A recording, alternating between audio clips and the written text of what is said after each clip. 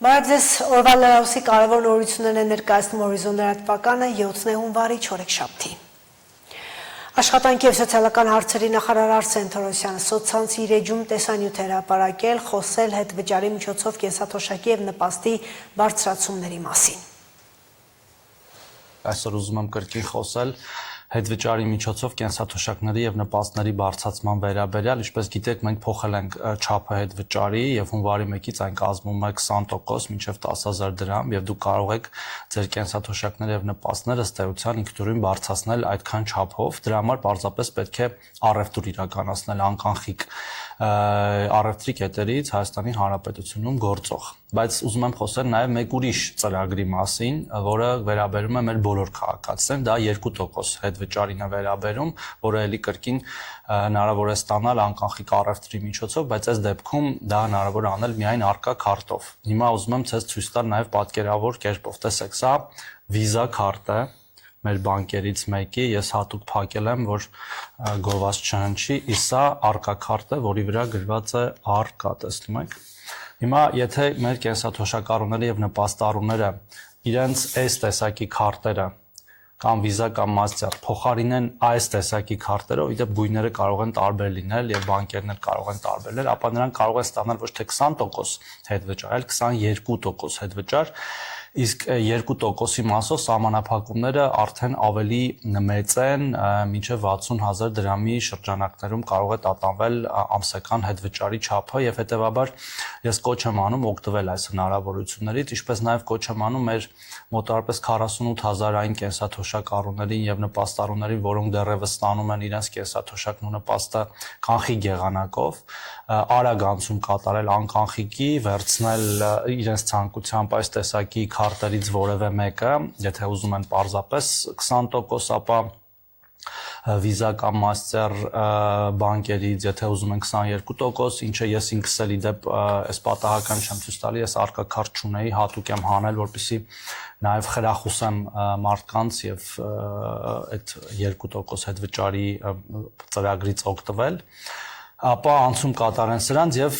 ըստ էության բարձրացնեն իրենց կենսաթոշակներն ու նպաստները այդքան չափով,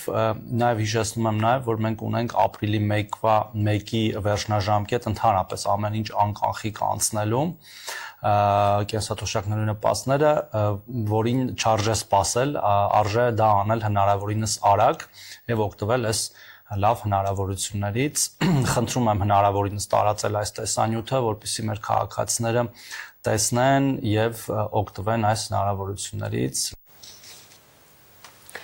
Հայաստանի կառավարությունը բիզնեսին կազատի հումքի եւ սարքավորումների մաքսազերծման վճարներից գերակա ոլորտներում ներդրում անելու դեպքում այս մասին Facebook-յան իր էջում մանրամասներ ներկայացրել էկոնոմիկայի նախարար Գևորգ Պապոյանը։ Այսօր ուզում եմ խոսել կառավարության աջակցության ծրագրերից մեկի մասին, մաքսատուրքի արտոնության մասին։ Ինչ է այս ծրագիրը իրենից ներկայացնում։ Այն գործարանները, ներդրողները, որոնք որ կառավարության կողմից հայտարարված գերակա ոլորտներում ներդրումներ են իրականացնում եւ ներմուծում են հումք կամ սարքավորումներ երրորդ երկրներից, ոչ ԵԱՏՄ երկրներից, կառավարությունը նրանց ազատում է մաքսատուրքի վճարման պարտավորությունից։ Նախորդ տարվա ընթացքում այդպիսի 67 նախաձեռնություն աջակցություն է ստացել, 3405 աշխատատեղ է ստեղծվել եւ ես ուզում եմ նշել, որ Հայաստանի Հանրապետության կառավարությունը կտրամադրի այդ արտոնությունը ցանկացած գործարարի, ցանկացած ներդրողի, ով նախապես հայտարարված այդ ներդրում, ուրեմն գերակա ոլորտներում ներդրումներ կիրականացվի, ցանկացած առանց բացառության։ Նախորդ տարվա արդյունքների մասին կարճ նշեմ, որ 100 միլիոն 500 հազար դոլարի աջակցություն է տրամադրվել, այս գումարից 1 միլիոն 200 հազար դոլարը պետք է ուրեմն Հայաստանի Հանրապետության պետական բյուջե մտներ եւ 99 միլիոն 300 հազար դոլարը ԵԱՏՄ երկրների բյուջեներ պետք է գնար, բայց մենք նախընտրել ենք, որպեսզի այս 100 միլիոն 500 հազարն էլ մնար Հայաստանի Հանրապետությունում, ստեղծվեն աշխատատեղեր, վճարվեն հարկեր, զարգանա Հայաստանի տնտեսությունը եւ հետեւաբար Հայաստանի Հանրապետությունը։ Ամանորի օրերին տեղացած առաջյունը լավ էր նրանով, որ քաղաքը մաքրեց, փոշուց հետնել գույն ու տոնական շունչ բերեց, բայց վատն էլ այն է, որ մի քանի օրերի սառնամանիքների պատճառով առաջացած փողոցների ու մայթերի մերկասառույցը չի մաքրվում։ Ինչպես քաղաքի բնակիչներն են ասում, Գյումրիի փողոցները անվճար ու մեծ սարադաշտ են հիշեցնում։ Քաղաքապետարանը ցույց է տալիս կոմունալի բրիգադների շուրջօրյա աշխատանքը, բայց կենտրոնական փողոցներից ու հրապարակներից հեռու հատվածներում վիճակն ուրիշ է։ Մեքենայով տեղ գնալիս պիտի խաչակնքվես, չգիտեմ, աղոթես, լիքը բաներ, որ բարով խերով տեղ հասնես։ Տնից տուն գնալու շնորհավորելու թե օրեր էին։ Ոտքի թե մեքենայի ճանապարհ անցնելու համար վտանգները իրար հետ էին եկել։ Մարդիկ ուրախացան, որ ամանորը առատ ու փափուկ ձյունով դիմավորեցին, բայց տխրեցին, երբ 30 աստիճան սառնամանիքները վրա հասան։ Տոն օրեր էին, փողոցները մաքրելու ժամանակ ով ուներ։ Փողոցներում մայթերին մեր կասառույց է մինչև հիմա։ Ահա որ վիճակ է, լրիվ սառույց է։ Ես նոր դուրս գալուց ուսպես վախենալով տոդիկ դուրս եմ եկել։ Եղել է հեջերսին քայլը ընկնենք ինչ-որ բան։ Եղել է, բայց շատ մեծ վնաս չի եղել էլի, կապտուկներով պրծել եմ։ Վտանգը ընդհանրապես կա, դե քանի որ ճանապարհներ մեր գասառույցը պահպանվում է, վտանգը միշտ է կա, պետք է ուշադիր եղնենք, փորձանքներ չեղնենք։ Գնալու է, բայց եթե անհրաժեշտություն կա, պետք է դուրս գանք։ Շուր ո՞նց եք գնացել այս օրերին, որ այսպես սաղ ճանապարհ։ Ես չեմ գնացել հյուր։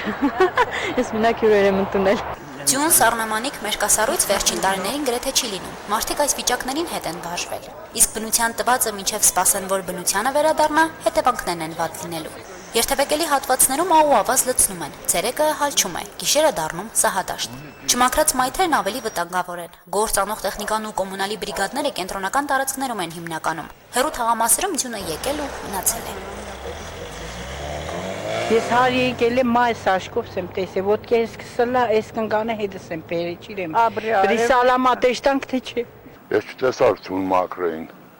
այդքան տեխնիկան պահել եմ։ Կոմունալի աշխատողներն ազատ օրես չեն ունեցել։ Մաքրել են մայթերի սառույցները կոտրել բանուկ հատվածներում։ Տոնական օրերին քաղաք եկած հյուրերի անվտանգության մասին են հավանաբար մտածել։ Իսկ որոշ տեղերում ձյունը փողոցի մի կողմից մաքրել, կուտակել են մյուս կողմում։ Այնքան շատ է, որ կարելի է ծնեմարդ սարքել։ Առավոտյան աշխատանքները նորից շարունակվել են կենտրոնական մայթերին։ Կոմունալի բանվորները ձյուն ու սառույց են քանդում բահերով։ Մնացածն էլ օրերը կտաքանան, կհալվի կգնա։ Շատերն էլ սեփական ուժերով են մաքրել շենքերին, հարող հատվածներն ու անցումները, աղ ու ավազ ցանել, որպեսզի հնարավոր լինի քայլել ու տեղաշարժվել։ Մայթերի մաքուր տեղերը նաև խանութների, սպասարկման այլ ծառայությունների տարածքներում է։ Կոնկրետ մեր մուտքի մոտ ահա որ սառույց է։ Հենց սառույց աղ կցանեմ, բայց հնարավոր չէ դորով վերացնել։ Աղ եմ նոր լցել, որ նարդվնից չածեմ իջոր չսլնամ չեմ։ Նոր աղը լցել։ Նոր լցեցինք, իրանց պայծից դիտուրը, հենց լցեցինք աղը իրար հետ թփնեցինք, որ այս կնի գչենի ոտքը չճարտի։ Տարիքով կնիք։ Բանվորական ուժը կենտրոնացված է հիմնականում մայթերի մաքրման աշխատանքներին։ Ամեն ինչ ձեռքով է, տեխնիկա չի մտնում մայթեր։ Իսկ փողոցներում արդեն գրեթե անելիք չկա։ Մեքենաների անիվների տակ սառույց ու ձյուն չի մնում։ Մնացածն էլ օրերը կտաքանան, կհալվի կգնա։ Հասմիկ Թումասյան, Վահագն Վարակյան, Հորիզոն։ Հայ առաքելական եկեղեցիներում բոլոր տաղավար տոներին հաջորդում են մեռելոց հիշատակության օրերը։ 2000 տարի հունվարի 6-ին քրիստոնյաները միմյանց ավետում են Քրիստոսի Սուրբ Ծնունդը։ Հայ առաքելական եկեղեցիներում հնչող պատարակները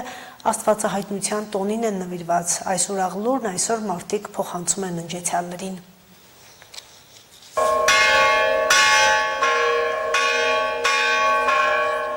Յոթ եկեղեցիների քաղաքում Սուրբ Ծննդյան ավետիսի զանգերով է օրը բացվել։ Տոնական օրերից հետո ամանորյա սեղաններից ու կենացներից կտրված մարդիկ եկեղեցիներ էին շտապում։ Յոթ վերքում առաջին անգամ Քրիստոսի հայտնության Սուրբ պատարակ մատուցվեց առանց Շիրակի թեմի առաջնորդ Միքայել arczepiskopos Աջապահյանի։ Սուրբ Ծննդյան պատարակ հնչեց թեմի հոգևոր տեսուչ Տեր Նարեկ եպիսկոպոս Ավագյանի ձեռամբ։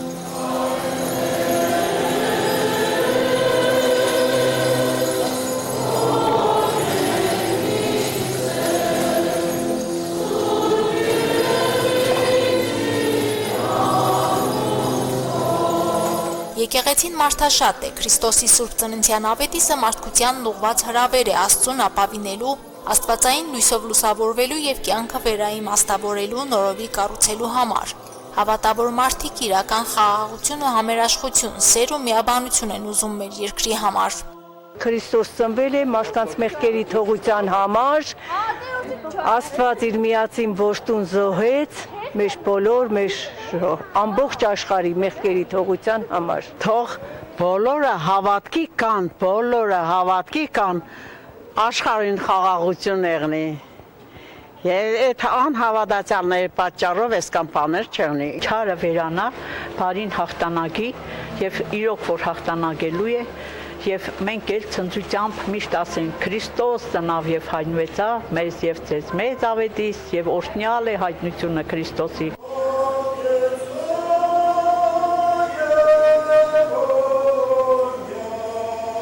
Աշխարհն այսօր փորձությունների միջով է անցնում, տագնապալի իրավիճակները, աղետներն ու պատերազմներն են շատացել։ Նշանակում է մարդկությունը հեռացել է Աստծուց, սերն է պակասել։ Ուրեմն միայն ամուր հավատով, միասնականությամբ ու զորավոր աղոթքներով է պետք հաղթահարել ամեն դժվարություն։ Սուրբ Ծննդյան առիթով ամենայն հայոց կաթողիկոսի այս պատգամն է հավատացյալներին փոխանցում Տեր Նարեկ եպիսկոպոս Ավագյանը։ Այսօր մեր կյանքում նկարանում են միմյանց հանդեպ հավատքով վստահությունը, որպես թագություն է ընկալվում անհարգալից ու անզուսպ պահվածքը, խոսքի ազատությունը հակադարձվում է այլակացության, անհանդուրժողականության, բանավեճը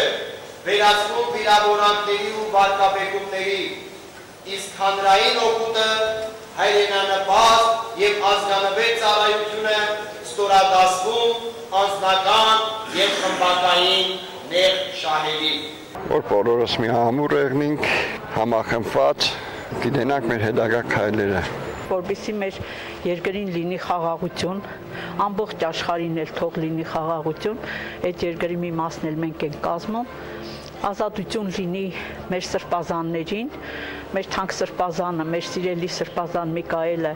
գա եւ թագավորի իր սիրելի եկեղեցու մեջ, նաև մնացած սրբազաններին, գերիներին, ժողովրդին ապաշխարություն, որ բոլորը ապաշխարեն, դարձիկան, Սուրբ Հոգով լցվեն, բարյանան, չարը վերանա մեջներից։ Քրիստոս ծնավ եւ հայտնեցավ, մեծ եւ ձեզ մեծ ավետիս։ Հիսուս Քրիստոսի ծննդյան ավետիսն այսօր նաև ննջեցյալներին է փոխանցվել։ Եկեղեցիներում մատուցված Սուրբ Պատարագից ու հոգեհանգստի արարողությունից հետո մարդիկ այցելում են ննջեցյալների շիրիմներին։ Չպետք է մոռանանք մեր ննջեցյալներին, գնանք քահանատ անենք դրանց գերեզմանները օրհնենք։ Քրիստոս ինքն է ասում, ով որ ննջեցյալի համար մեր ռուբլի ծախսեց, ես հավուրապատիկը կտամ, կենաց կրքի մեջ եմ կրեմ։ Ուրեմն չպետք է մոռանանք։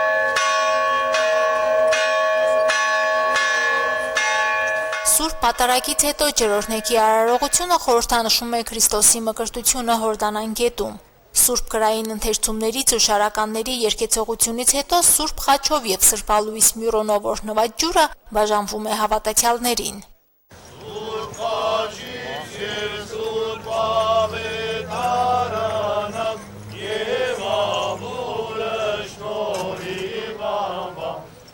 Մարինե Դերբինյան, Վահագն Բարակյան, Հորիզոն։